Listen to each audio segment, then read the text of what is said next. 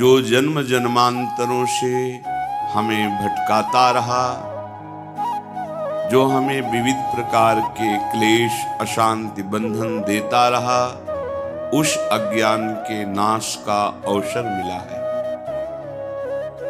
समस्त साधनाओं का एक ही फल है, मन का निरंतर अपने आराध्य देव में समर्पित हो जाना।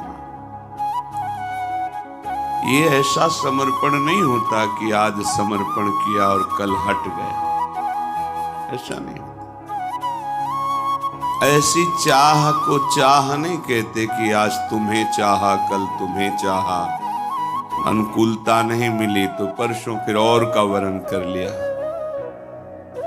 ये अव्याभिचारणी प्रेम लक्षणा भक्ति उसी के हृदय में जागृत होती है। श्री गुरुदेव के द्वारा दिया हुआ आधार नाम रूप उसे पकड़ लिया, अब नहीं छोड़ना। गुरुदेव आज्ञा करें तो भी नहीं छोड़ना। वो परीक्षा के लिए देख सकते हैं ऐसा। तब हमारा मन जो विषयों का आधार, देह का आधार लेकर, इंद्रियों का आधार लेकर विचरण करता है, वो आराध्य देव के चरणों का आधार पाकर विश्राम प्राप्त कर लेता है। मन विश्राम को प्राप्त हो गया। मन की कोई कामना, कोई भी अंदर तृष्णा अब नहीं रह गई। इसी से वो चंचल होता है, इसी से वो विषयों को संकल्प रूप से भोगता बनता है। जब प्रभु के चरणों का आधार मिल जाता है तब शांत हो जाता है। उसे निज सुख कहते हैं। प्रभु अपने निज है, शरीर पर है, ये प्रकृति का है। निज सुख बिन मन होई कि थीरा। ये बहुत सत्य बात है कि समस्त साधनाओं का फल है मन का प्रभु में समर्पित हो जाना। ये थोड़ा कठिन है। जो नए उपासक हैं घबराए नहीं। बिना मन के भी नाम जपने से कल्याण होगा। कल्याण ये होगा कि आगे चलकर मन लगने लगेगा, मन परम शांत हो जाएगा। पर ये वृंदावन प्रेम भूमि है, यहाँ हमारा विश्राम स्थल प्रेम है। इसलिए जहाँ ऊंचाई की, अध्यात्म की, प्रेम की बातें आवे तो निराश मत होना।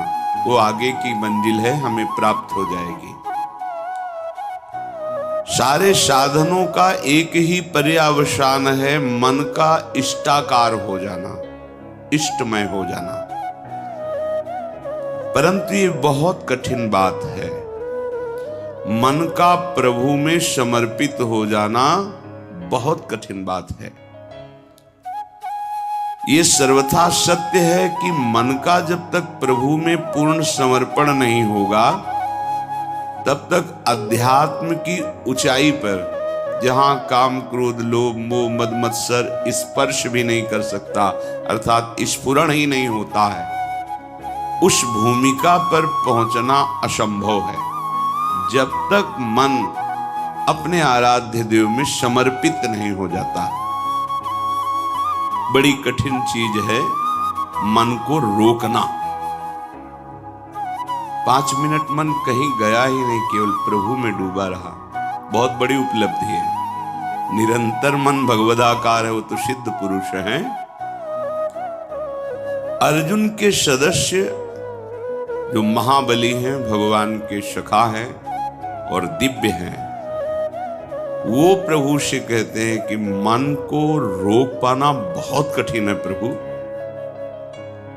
इतनी सामर्थ्य है भगवान की कृपा से कि आपने चरित्र सुना। उर्वशी जी काम से प्रेरित होकर स्वागत करती हैं और वो कहते हैं माता कुंती और माद्री के समान मैं आपको देखता हूं। जैसे गुरु पर भाव होता है वैसा आप पर भाव है, आप एक शब्द भी ऐसा न निकालिए।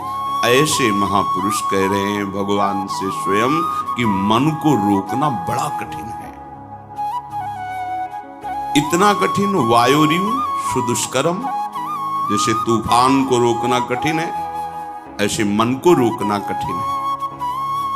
परंतु भगवान अर्जुन की इस बात को एकदम नकारा नहीं कि तुम ठीक नहीं कह रहे हो, कह रहे ऐसा ही है। असंशयम महाबाहो मनो दुर्निग्रहम चलम, बिल्कुल तुम ठीक कह रहे हो, ऐसा ही है। मन को रोकना बहुत कठिन है, पर ऐसा नहीं है कि उसे रोका नहीं जा सकता। कठिन है पर रोका नहीं जा सकता, ऐसी बात नहीं है।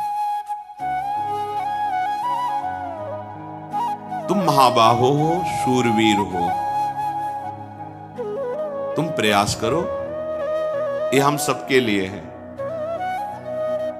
तो हम कहें कि हम तो शूरवीर हैं नहीं, देहाभिमान के कारण तुम वास्तविक शूरवीर नहीं हो। अपने स्वरूप की तरफ देखोगे तो तुम भगवद अंश हो। जो अर्जुन जी में आत्मस्वरूप विराजमान है भगवान, वही तुम्हारे हृदय में विराजमान है, बिल्कुल संशय मत करना। हम जितना शरीर और संसार से प्रीता करते जाते हैं, वैसे ही हम दिव्य शक्ति से रहित होते जाते हैं। और जितना हम इसका त्याग करके प्रभु में अनुराग, उतने हमारे अंदर दिव्यता आती जाती है। मन जो ये है, इसका निग्रह करना बड़ा कठिन। निग्रह माने रोकना, हटाना, जिन विषयों में जाता है उससे हटाना। परंतु ये वश में हो जाता है। अभ्यासेन तु कौन्तेय वैराग्येण च गृह्यते। अभ्यास और वैराग्य दो के द्वारा इस मन को वश में करने का उपाय श्री भगवान ने बताया। मन को जबरदस्ती खींचना बहुत कठिन बात है, और प्यार से खींचना थोड़ा सरल है।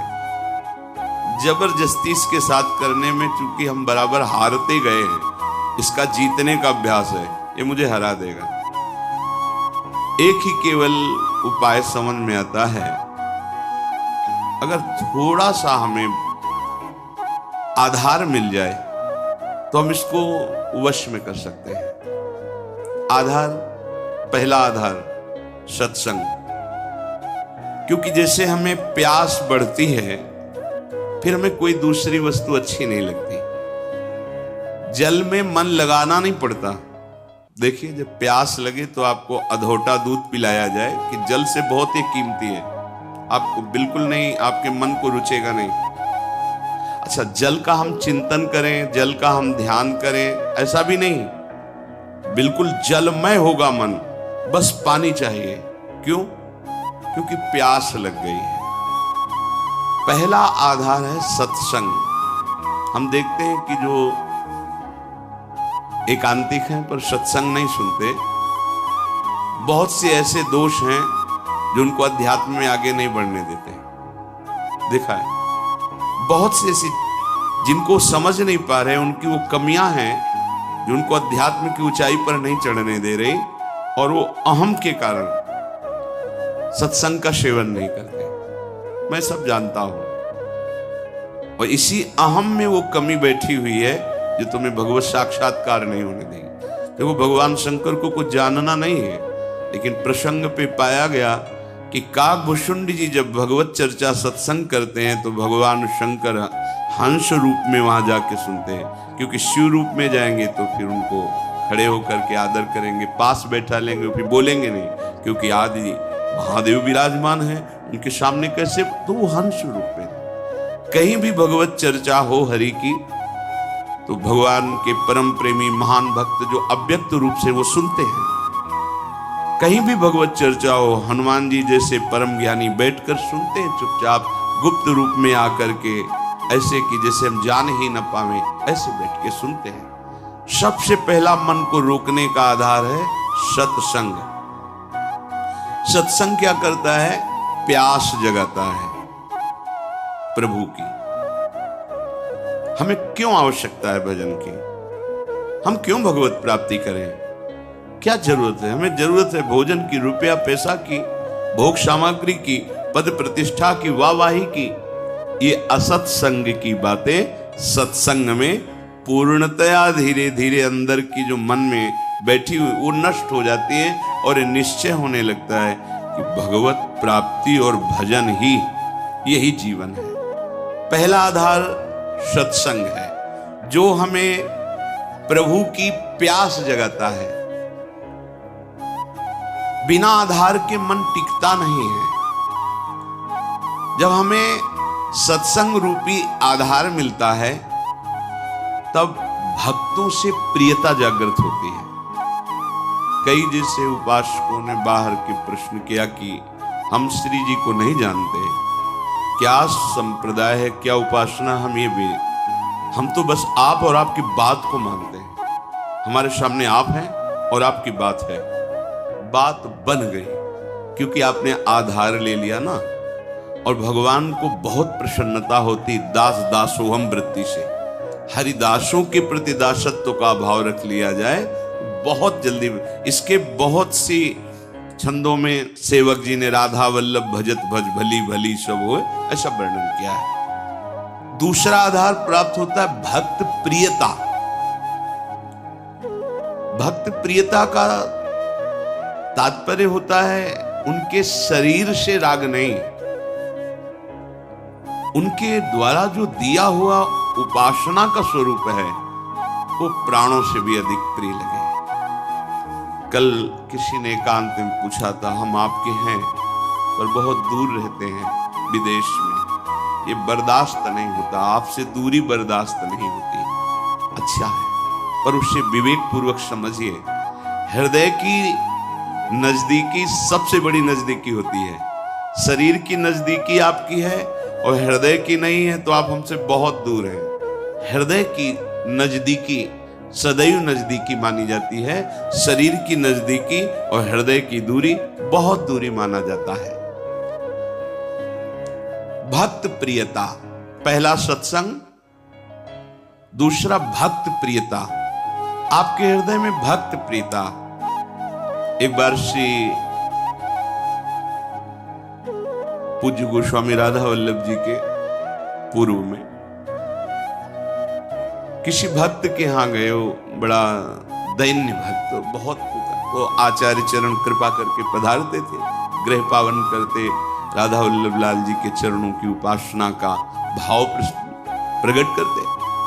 उन्होंने कुछ ऐसे नाम मात्र की भेंट दी, चरणों में रोए। तो एक शिष्य थे जो बहुत धनी मानी थे, तो उन्होंने एकांत में 1 लाख स्वर्ण मुद्राएं रखी और कहा, महाराज जी मुझे अच्छा नहीं लगता कि आप ऐसों के घर में जाएं, ये मुद्राएं रखिए, जब जितना आदेश करेंगे भेजते रहेंगे, ये हमारे गुरुदेव वैसे।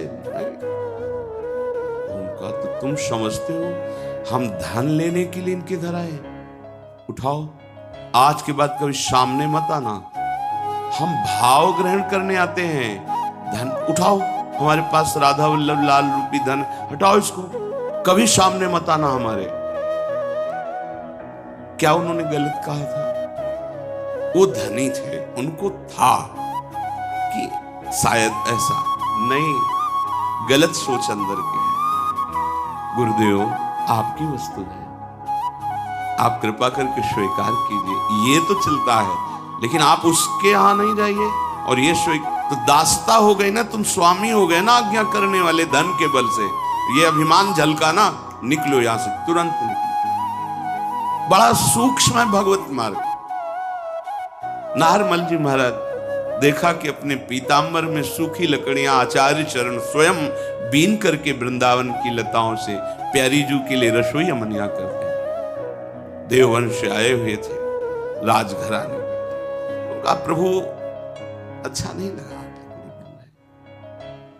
ये हम धीमर से करवा देंगे, आप विराज। यद्यपि उनके अंदर सुख देने की भावना है, पर प्रधान वृत्ति धन होने के कारण अगर ये कह देते कि प्रभु आप विराजिए, मैं बीन करके एकत्रित करता हूं, ये सेवा का सौभाग्य मुझे दीजिए, तो बहुत प्रशंसनीय बात। लेकिन धीमर से करवा देंगे।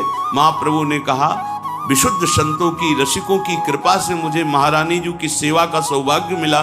श्री जी की सेवा को तुम हे देखते हो, धीमर से कर, आज के बाद मैं तुम्हारा त्याग करता हूं। खूब रोए, श्री जी से प्रार्थना की। जब श्री जी ने आदेश किया तब फिर क्षमा किया। भक्तों के संग का निर्वाह करना बड़ा कठिन होता है, क्योंकि भक्त का संग का जब रंग चढ़ेगा तो वो अपने स्वामी के दरबार में ले जाने लायक बनाएंगे। और यही दरबार दीन को आदर रीति सदा चली आई। हमारे मालिक के दरबार में दैन्य का प्रयोग होता है, अहम का नहीं, दीनता। जेहि दीन पियारे वेद पुकारे, द्रवहु श्री भगवान। जिनको दीन प्यारे हैं तो संत जन क्या करते हैं? तुम्हारे अंदर के अहंकार को नष्ट करते हैं। अब जब अहंकार पर चोट पड़ी तो जैसे सांप की पूंछ पे पैर रख जाए तो ऐसे अहंकार, तो हम दूसरी जगह देख लेंगे। और जहां वो दूसरी जगह खड़ा दिखाई दिया, गया, मार्ग गया। अब नहीं, सब जगह से भाग करके एक ही उपाय है, महारानी की शरणागति। सब जगह से खुला मार्ग है, लेकिन इनकी शरणागति की पुष्टता रसिकों से। अगर कहीं पंक्ति से बिलग हो गए तो अब कहीं के नहीं रहोगे, क्योंकि आधार अब मन का आपका अहंकार होगा। वो अहंकार आपको नष्ट कर देगा, किसी काम का नहीं रखेगा। किसी ने पूछा था हमसे, धनी थे, कि हमारी वृत्ति रही है बहुत दान देने की, हम क्या करें, क्योंकि उसके कारण बहुत लोगों का सानिध्य रहता है। बोला उसको उठा के यमुना जी में फेंक दो, जितने से तुम्हारी नमक रोटी चले उतना रख लो, देने लायक तुम मत रहो, क्योंकि ये देने की तुम्हारी अहंकार वृत्ति सतमार्ग से तुम्हें विचलित कर देगी, भगवत मार्ग से विचलित कर देगी। नहीं, भगवत प्रेमी महात्माओं का संग करने के लिए दैन्यता चाहिए, और दैन्यता भी ऐसी कि देने की स्मृति भी ना रहे। देने की स्मृति भी न रहे, मैंने कुछ दिया है, और एहसान माने कि मेरी मानी हुई मान्यता को इन्होंने स्वीकार कर लिया। अहो भाग्य, जिसे मैं ढो रहा था उसको इन्होंने मिटा दिया। जब भक्त संग होता है, इसके बाद उसको प्रेम का आधार मिलता है। क्या? नाम में प्रीति, रूप में प्रीति, लीला में प्रीति, प्रभु की सेवा में प्रीति। अब जैसे उसे ये आधार मिला तो फिर मन लगाना नहीं पड़ता, स्मरण प्रारंभ हो जाता है। पर आधार आपका एक एक कदम सुदृढ़ होना चाहिए, फिसलना नहीं चाहिए। जो तुम्हारे अनुकूल बर्ताव करे सदैव, तो आप निश्चित समझ लेना आपका दरबार में प्रवेश नहीं होगा। बात समझ लो हृदय से, आपका कल्याण नहीं होगा, क्योंकि जगत में यही तुम्हें मिलता रहा है, उसी से तुम्हारा मलिन अहंकार पुष्ट हुआ है। अब उसके नष्ट होने का अवसर मिला है, क्योंकि भक्त संग मिला है।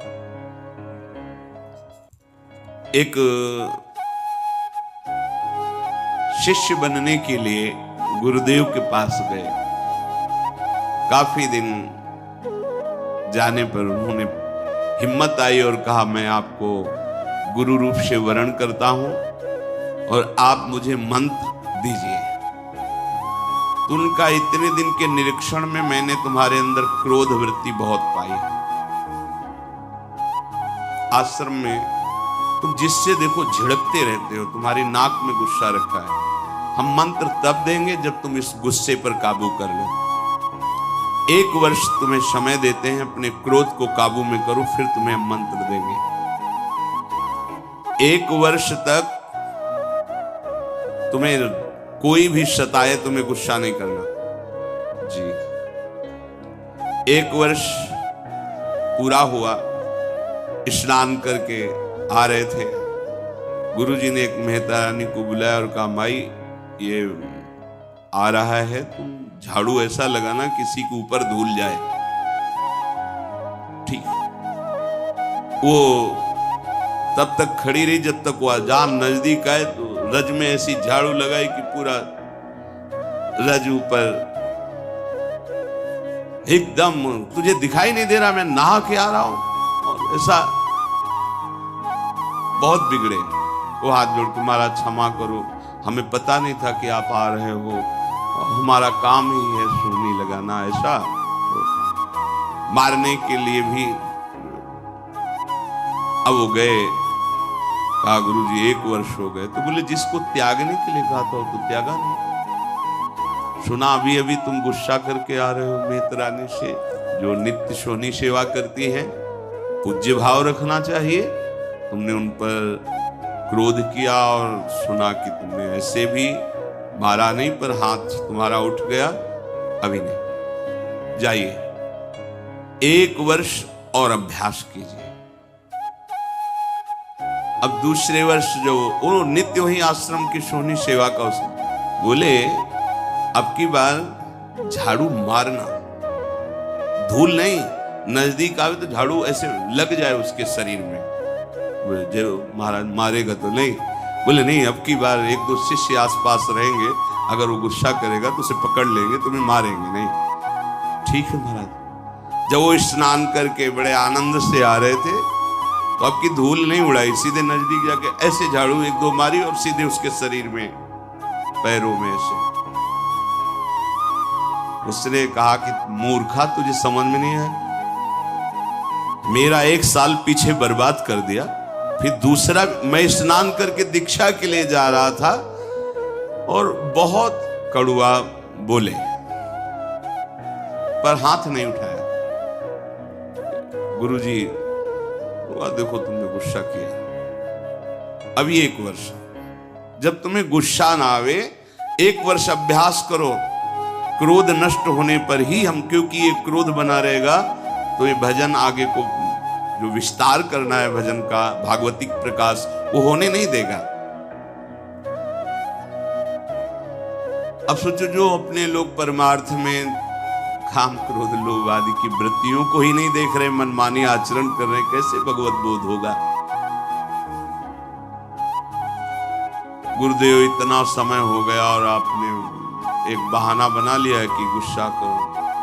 बोले दोष दृष्टि करते हो। नहीं क्षमा, पर तो 1 वर्ष और अगर भगवान नाराज हो जाए किसी कारण से तो गुरुदेव भगवान क्षमा कर दे तो भगवान कभी अपराध नहीं मानते। हरि रूठे गुरु शरण है, गुरु रूठे हरि नाही। यदि गुरु भगवान का हृदय संतप्त हो गया तुम्हारे आचरण से तो तुम्हें भगवान श्री हरि सहयोग नहीं करेंगे। अगर श्री हरि नाराज हो जाए और गुरुदेव भगवान का वरद हस्त है, कुछ नहीं बिगड़ने वाला। गुरुजी ने कहा कि अब तुम्हें 1 वर्ष तक पुनः अभ्यास करना है। 3रा वर्ष गंगा स्नान करके आया। गुरुदेव ने कहा आपकी बार कूड़ा भर के पूरी टोकरी रखना, जितना जूठन पत्तल सब आते उसकी खोपड़ी से डाल देना। ऐसा ही किया। जे भी नजदीक आए पूरा वो सब पवित्र जो प्रसादी दोना पत्तल झाड़ू से लगा के जो कूड़ा कर सब उनके ऊपर से डाल दिया। तुरंत उन्होंने घुटने टेके और चरण पकड़ा और कहा मां, मैं समझ नहीं पा रहा था कि आपका उद्देश्य क्या है। कहीं न कहीं गुरुदेव भगवान की हम पर कृपा है। मुझे आज दोबारा स्नान करने का सौभाग्य मिलेगा गंगा जी का। लौट गए, नहा के आए, कहना नहीं पड़ा गुरु मंत्र आओ गुरु मंत्र। क्रोध मान कई बार बताया। लाला बाबूजी जब परम विरक्त रहते थे, एक लंगोटी लगाते, भिक्षावृत्ति से जीत, और जब श्री कृष्णदास जी से कहते कि विरक्त मंत्र और विरक्त भेष दे, नहीं अभी आप अधिकारी नहीं, तो खोज करते कि मेरे में कौन सी ऐसी कमी रह गई जो गुरुदेव। तब ध्यान आया कि बड़े सेठ थे तो रंगनाथ जी के सेठ से उनकी लाग डांट थोड़ा ईर्ष्या चलती थी।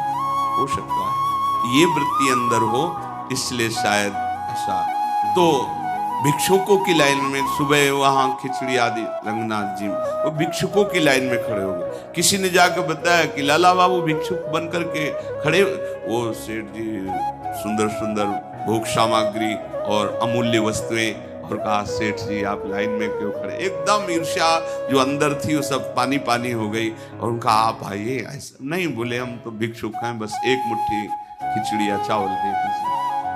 और वापस जा ही रहे थे कि रास्ते में गुरुदेव मिल गए और कहा आज तुम्हें विरक्त मंत्र और विरक्त वेश देने की इच्छा हो गई। बड़ा सूक्ष्म भगवत मान। ये देहाभिमानी, धनाभिमानी, बुद्धियाभिमानी ये उस महिमा को नहीं जानते हैं। तो जब हमको किसी भक्त का संग मिले तो समझना कि मन का आधार मिल गया है। हमने प्रभु को नहीं देखा, लेकिन प्रभु स्वरूप गुरुदेव को देख रहे हैं।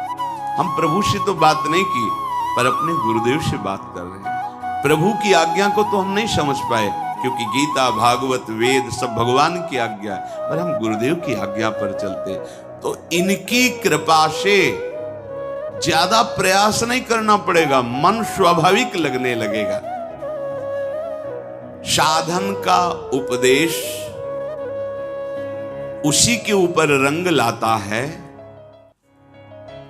जो उनकी आज्ञा के अनुसार चलते। सुनते तो सब है, ध्यान रखना, रंग उसी के ऊपर। एक एक शब्द बहुत कीमती होता है। जब संत महात्मा बोलते तुम उसे ऐसा मत समझना कि इनका नशा है बोलना।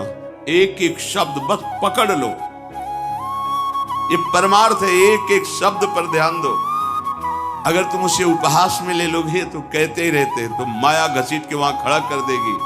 अब न पीछे के रह गए, जो मंत्र जपते थे वो नहीं चलेगा, क्योंकि तुमने दूसरा मंत्र ले लिया, और जहां मंत्र लिया वहां अपराध बन गया, अवज्ञा बन गया। अब ये भी नहीं चलेगा। होगा क्या? विषय चिंतन और लोक रिझावा, खत्म, परमार्थ खत्म। अध्यात्म यहां प्रकाशित होता है। गुरु आज्ञा से चलो, आपको मार्ग अंदर दिखाई देगा, शुद्ध दिव्य मार्ग। ये मार्ग चल रहे हैं। यदि आज्ञा का पालन नहीं किया तो एक शब्द याद रखो, तुम्हारा स्खलन हो जाएगा। स्खलन होता है गिर जाना, तुम पतित हो जाओगे, गिर जाओगे। ये मार्ग ध्रुवदास जी ने लिखा है कि यद्यपि घरनी अति बुरी, पति नहीं छाणत ताय, देखत ही पर पुरुषम तजत ही चु। पत्नी बहुत कड़वे स्वभाव की है, बड़ा रुद्र रूप रखती है, अनुकूल व्यवहार नहीं करती है, पर वो किसी और पुरुष की तरफ आंख उठा के नहीं देखती। कभी पति उससे त्याग नहीं सकता। लेकिन बहुत मधुर व्यवहार करती है, बहुत मृदु मीठा बोलती है, सामने आने पर बड़ा सम्मान करती है, लेकिन पीछे आचरण उसके पर पुरुष से जिस दिन उसको पता चलेगा, उसी दिन उसके हृदय से बात खत्म हो जाएगी कि ये मेरी बात। बस ऐसे ही हमारे गोपाल जी की, हमारे प्रभु की रीति है। मन वचन कर्म से प्रभु के अनन्य होकर एक भरोसो, एक बल, एक आस विश्व। अगर कहीं दिखाई दे गया कि दूसरे का आस, बस भी बहुत लंबी यात्रा है, आप मंजिल नहीं प्राप्त कर सकते।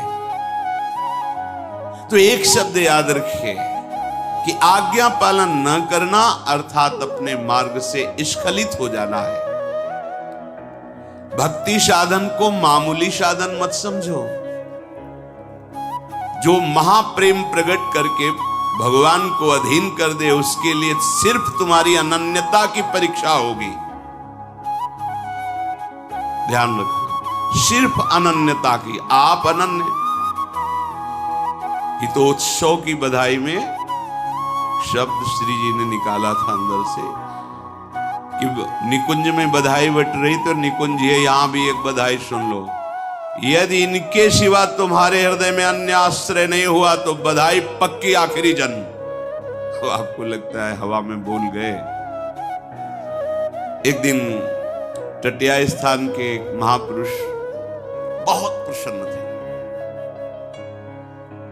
उन्होंने कहा आज जो आ जाएगा, जो मांगेगा वो दे देंगे। संतों की मौज होती है। बिहारी जी की ऐसी लीला एक भी व्यक्ति नहीं है। एक भी। और आराम से बैठे तो सबसे कह देता आज जो मांगेगा कोई, बिहारी जी मांगेगा बिहारी जी दे देंगे, प्रीति जो चाहेगा वो दे देंगे। गया चिल्लाते जाओ तुम्हारा आखिरी जन्म, बोले हम ऐसे आचरण करेंगे कि तुम्हारी एक भी बात सत्य नहीं होने देंगे। अब अनन्यता होए अनन्य एक व्रत गहाओ, बस इतनी केवल मांग है। गीता जी में देख ले भगवान ने बहुत बार अनन्यता के लिए कहा। साधन में योग्य सद्गुरुदेव ही परमार्थ हैं। योग्य शब्द इसलिए यहां इन महापुरुषों की वाणी है इसलिए लगाया कि पहले गुरु संग करना, पहला ही आधार बताया गया सत्संग, कि संग से देखना है कि ये जो मुझे स्वीकार कर रहे हैं मेरे धन के लिए, मेरे किसी पावर के लिए या किसी स्वार्थ के लिए तो नहीं है। अगर है तो नहीं बनाना चाहिए गुरु। जज स्वामी जब नारायण स्वामी के नाम से जो प्रसिद्ध हुए, जब उनको जज भाव से वैराग्य हुआ भगवत प्राप्ति के लिए, तो हरिद्वार गए, ऋषिकेश। वहां सब संतों के समीप चरणों में जाते और कहते मेरे पास अरबों की संपत्ति है और मुझे वैराग्य हो गया, बस सन्यास आप दे दीजिए, सारी संपत्ति ले लीजिए। तो सीधे उत्तर होता आप गंगा नहा के आ जाइए, और दोबारा जाते नहीं उस आश्रम, क्योंकि उनको यह लगता कि मेरी जज पद और मेरी संपत्ति का यहां मान हो रहा है, बात नहीं बनेगी। मैं अमुक हूं, मेरे पास इतना वैभव है और मैं विरक्त होना चाहता हूं, सब आपको देना। आओ आओ आओ, मतलब आदर किसका हो रहा है? नहीं। जहां वो गए उनको तब उन्होंने विचार किया कि गुरु के बिना भगवत मार्ग नहीं, भगवत मार्ग के बिना हमारा जीवन नहीं, इसलिए प्राण त्याग देंगे।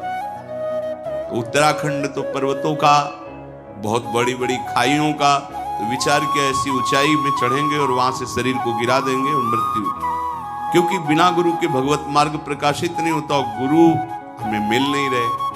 जो ही चढ़ाई पर चढ़कर गिरने की सोचा, पीछे से किसी ने पकड़ लिया, ऐसे पीछे मुड़ के देखा, एक संत खड़े थे। गुरु चाहिए, नारायण नारायण नारायण, तत्काल अंतर्धान हो गए। जीवन भर बस नारायण नारायण नारायण। तो भाई जी के समीप जब गीता वाटिका में गए थे, तो नाम महिमा दिखाने के कोई चमत्कार नहीं, वो एक ऐसे नली रखे, कहीं भी रख दो, यहां रख दो, कान में लगाओ तो यहां नस जैसे धक धक ऐसे होती, ऐसे नारायण नारायण नारायण नारायण। काशी में एक माई थी जो सन्यास मार्ग की पथिक थी, और प्रणव ओम ओम ओम, तो जैसे तिलक बहुत काल तक लगाओ फिर धुलो तो वहां सफेद चिन्ह बन जाता है, ऐसे उसके पूरे ऐसे शरीर में ऊर्ध्वभाग में प्रणव लिखा हुआ था। लिखा हुआ नहीं, ऐसे स्वाभाविक ऐसे उसके त्वचा में दिखाई देता था। हमारे हित धाम में श्री स्वामी शरण बाबा हो गए हैं, उनके मस्तक में ऐसे राधा निरंतर रटने का, राधा राधा। यदि हम जिनके पास गए हो हमारे पद का सम्मान कर रहे हैं, हमारी भोग सामग्री का सम्मान कर रहे हैं, तो फिर बात गड़बड़ है, फिर ठीक नहीं। शिष्य बनने के लिए केवल उसकी भगवत प्रियता देखी जाती है। क्यों मंत्र लेना चाहते हो? भजन करके भगवत प्राप्ति, इसके बाद कुछ नहीं पूछा जाता। तुम व्यापार करते हो, तुम नौकरी करते हो, तुम क्या नहीं, तुम कौन हो, क्या, कुछ मतलब नहीं। किस कुल के, कितना पढ़े लिखे, कितना ऐश्वर्य, ये सब अगर पूछा जाता है तो बात कुछ और है। केवल पूछा देख, संत केवल देखता है किस उद्देश्य से तुम दीक्षा लेना चाहते हो। हमारे पाप नष्ट हो जाए, हमारा कल्याण, अधिकारी हमें भगवत प्रेम प्राप्त हो, हमारा जीवन सार्थक हो, हम धर्म से चले, सत्य से चले, बस इतना परिचय।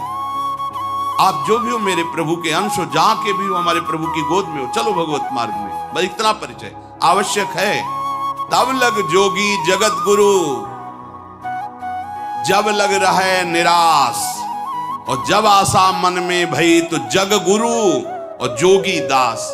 ये भगवत मार्ग है। इसलिए कह रहे हैं भगवत मार्ग प्रकाशित होता है गुरुदेव से, पर योग्य गुरु आवश्यक है। यदि गुरु ना मिले तो भगवान से प्रार्थना करो, उनका नाम जप करते हुए कि मुझे गुरुदेव रूप से मिलो। भगवान के नाम का आधार पकड़ो और उनसे प्रार्थना करो कि कोई वैष्णव, कोई परम हंस, कोई भगवत प्रेमी महात्मा जो आप में रमण कर रहा है, आप जिसके हृदय में खेल रहे हैं, मुझे परिचय नहीं, आप मुझे मिला, भगवान मिला देंगे। या वो स्वयं आके वर्ण कर लेंगे या वहां पहुंचा देंगे, और नहीं। अपने आप से निर्णय मत कीजिए, आज बनाया कल छोड़ दिया, ये खिलवाड़ का मार्ग नहीं है। इसमें अपराध बनेगा और आपका चांस जो भगवत प्राप्ति का है वो मुश्किल हो जाएगा। जब हम गुरुदेव को अपने मन का आधार बना लेते हैं तो हमारे मन को संबंध देते हैं। प्रभु हमारे बेटा हैं, प्रभु हमारे पिता हैं, प्रभु हमारे सखा हैं, प्रभु हमारे मालिक हैं, मैं प्रभु का दास हूं, या प्रभु हमारे पति हैं, या युगल हमारे स्वामी हैं, हम उनकी निज दासी सहचरी। गुरु भाव देते हैं। गुरु प्रदत्त भाव को स्वीकार करना, मन का आधार प्रकट हो जाना। अब मन नहीं जाएगा। कोई भी उपासना हो गुरु प्रदत्त, उसमें भाव होता है। बोले किस भाव की उपासना? बोले गोपी भाव की, सखा भाव की, वात्सल्य भाव की, दास्य भाव की, सहचरी भाव की। जब हमारे हृदय में भाव प्रकट हो जाता है फिर ये बात नहीं रहती कि अब मन कहां लगाए, हमारा आधार बन गया। और गुरुदेव भगवान के श्रीमुख के वचन कि जो अपने गुरु में आसक्त है उसके लिए प्रयास करना पड़े, मन लगाना पड़े, ये बात तो समझ में नहीं आ रही महाराज जी की। ये बात तो समझ में नहीं आ रही है।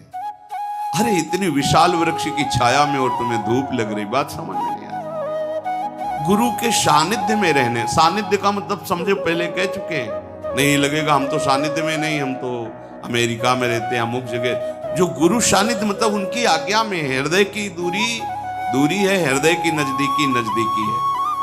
उनके सानिध्य में रहते हैं, उनको ज्यादा प्रयास नहीं करना पड़ता। क्यों? उनके वचनों में वो पावर है, मन को घसीट लेता है। जैसे चुंबक लोहे को घसीट लेता है, ऐसे गुरु के वचनों में, गुरु प्रदत्त नाम मंत्र में पावर है। वो आचार्य परंपरा से सिद्ध मंत्र वो घसीट लेगा। कब?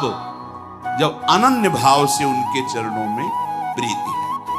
मनुष्य जीवन का परम लाभ अपने मन को सत्संग का आधार, भक्त का आधार, गुरुदेव का वर्ण और उनके द्वारा दिए हुए नाम रूप लीला धाम मंत्र में, और फिर भाव में जो गुरुदेव ने भाव दिया है। अब अपना भाव नहीं, अपना भाव तो गुरुदेव में है। अब गुरुदेव का भाव हमारे हृदय में, जीवन परम धन्य।